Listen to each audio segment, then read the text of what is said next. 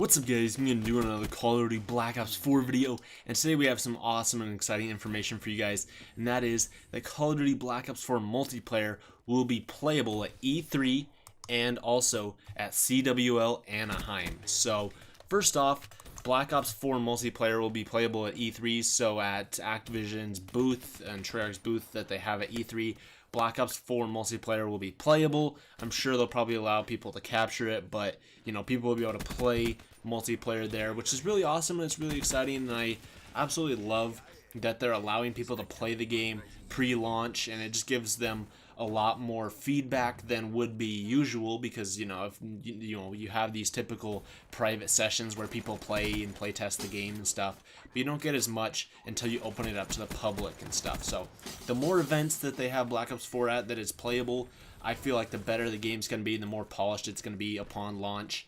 But E3 takes place between June 12th and 14th, and it'll be playable there. So Activision has sent out emails to people in the Call of Duty community inviting them to E3 and to play Black Ops 4 at E3. So you can play off some Black Ops 4 multiplayer while you're there, and hopefully record some gameplay and stuff. And I'm assuming that it's going to be maybe a little bit different of a build than at the reveal event. I mean, it could be, but at the reveal event, if you guys have seen any of the gameplay from that, in the top right corner, it says that it's, you know, pre-alpha May 2018, and that it's, you know, in alpha stages. So I'm assuming they're probably going to update that and have it be a June version, maybe tweak a little bit of things from the initial reveal event, and you know, change a little things in the, you know, some of the main changes they've made towards the game since then.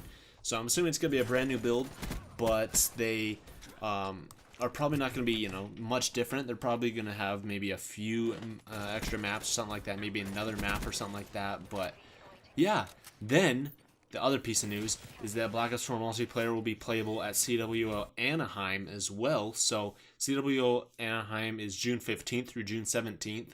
So literally from June 12th to June 17th, Black Ops 4 multiplayer will be playable at, you know, E3 and at CWL Anaheim. So, you know, if you guys are at either of those two, you can play Black Ops 4 multiplayer, and I'm assuming, I mean, for these two, it's basically guaranteed to be the same build because they take place, like, you know, the same week and stuff. But for that weekend, you know, for CWL Anaheim at the PlayStation booth, you can play Black Ops 4 multiplayer.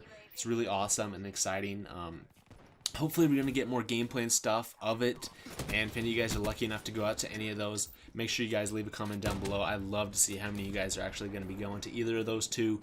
And yeah, so it's really awesome, and like I said, I think this is going to be really great for the game. The more places that the game is playable at, the more polished the game will be upon launch and even during the beta and stuff. And I mean, Treyarch has a pretty good history of making polished game launches. Black Ops 2 was a little bit rough when it first came out. There was some really overpowered weapons like the PDW and stuff like that.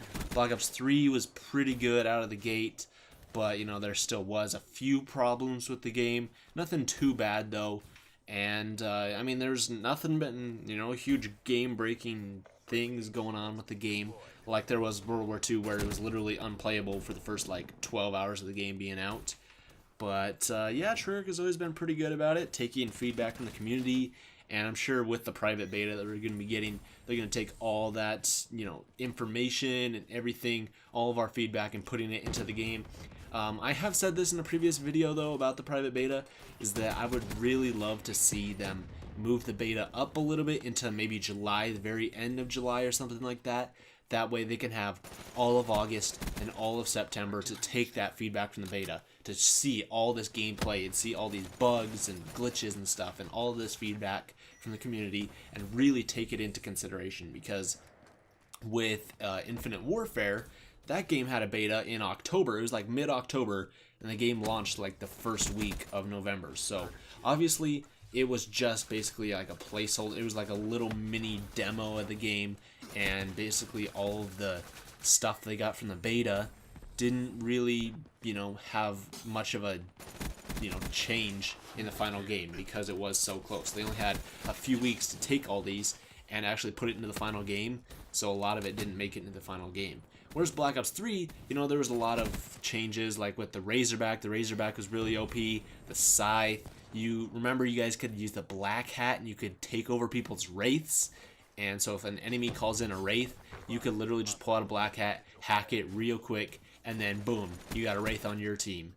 And it was just insane, you know, people are dropping like 100+ kills in the beta.